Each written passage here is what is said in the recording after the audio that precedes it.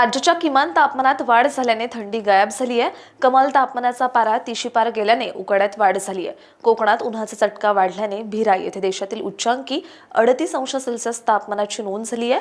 आज 6 फेब्रुवारी रोजी राज्यात अंशतः ढगाळ हवामानासह तापमानातील वाढ आणि उकाडा कायम राहण्याची शक्यता हवामान विभागाने वर्तवली आहे। उत्तर भारतात थंडीचा कडाका कमी अधिक होत असून गुरुवारी म्हणजेच काल 5 फेब्रुवारी रोजी पूर्व राजस्थानच्या सिकार येथे देशाच्या सपाट भूभागावरील नीचांकी 4.5°C तापमान नोंदवले गेले।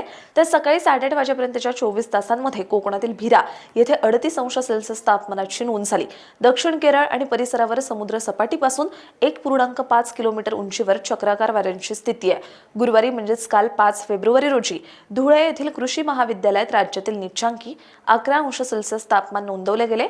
कोकणात कमाल तापमान 35 पार गेले। राज्यात दिवसभर अंशतः ढगाळ हवामान असल्याने उकाडा कायम आहे। आज 6 फेब्रुवारी